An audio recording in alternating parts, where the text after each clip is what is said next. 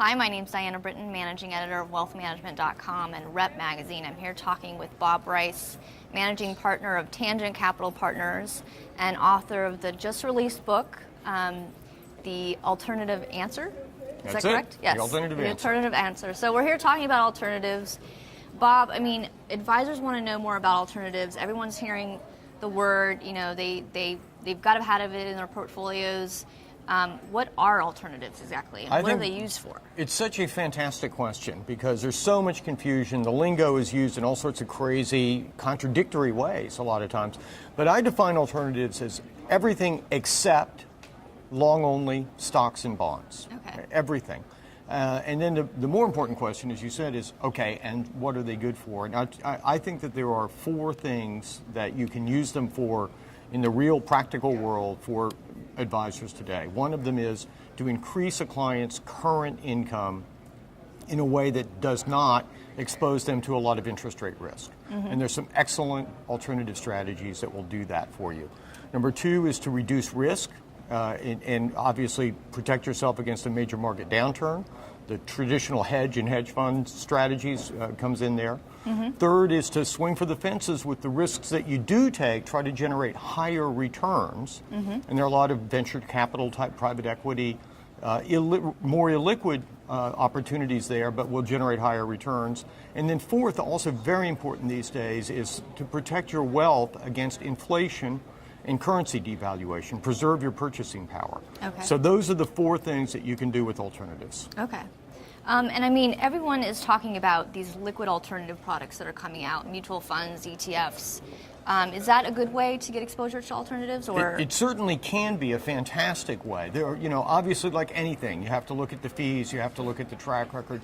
But as a way of getting into some of these strategies that really can do a lot for investors, liquid alternatives are fantastic. Now, you're not going to get the greatest hedge fund managers in the world to work for mutual fund type fees, 80, 120 bips. Right. But that's fine because the strategies themselves are really, really useful to people. So for example, a basic long-short strategy, nice diversified long-short strategy inside of a mutual fund wrapper is really a great way for a lot of people to get exposure to the market right now when they're worried about some potential downside and want some shock absorbers against that, but still want to participate in the market's rise. Yeah, sure. And I mean, you said yesterday during your panel session that, inexpensive and pretty good is better than, expensive and getting a premium. Right, exactly. If you don't have a car at all, you don't need to have a Mercedes as your first car. You can get a nice new Chevy and do just fine. And, every industry that's ever existed,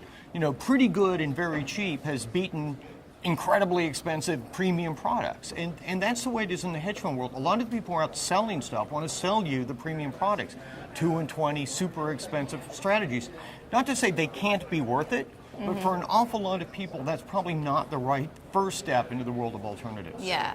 I mean, is there anything else that, any other myths or misconceptions that advisors or people might have about alternatives, because they can be really confusing and... Right. I think the biggest single myth is, A, that there is a bucket, that all alternatives go into an alternatives bucket, or that hedge funds are a class. None of that's true. What's important to understand is there are many, many different kinds of strategies, and those different strategies do different things for the investors. Mm-hmm. And what matters is, what does your investor want? And go back to those four jobs. Does he want more current income? Does he want to reduce risk? Does he want to swing for the fences with some of his portfolio? Does he want to protect his wealth against inflation? Once you know what he wants to do, you can find the right strategy. And these days, most of those strategies are available in some sort of liquid alternative format or semi-liquid alternative format with lower fees than the traditional private placements. Yeah. Well, it'll be interesting to see where it goes. It's going to get a lot bigger. I don't think there's any question about that, especially within this almost zero yield environment. People need alternatives, and investors and investment advisors need, frankly, to broaden their vision a little bit and learn about these things. It's possible to do. I know it's not the easiest thing in the world to learn about it. You might read my book if you wanted to get a quick start on an education. But these really are super valuable strategies for your investors to be in, and you can add a lot of value to your services by putting people into the right kind of alternatives. You really will improve their risk-reward relationship over time. Yeah. Well, thank you so much for being here, Bob. We really appreciate it. Thank you. And thank you for watching. Go to wealthmanagement.com for more information.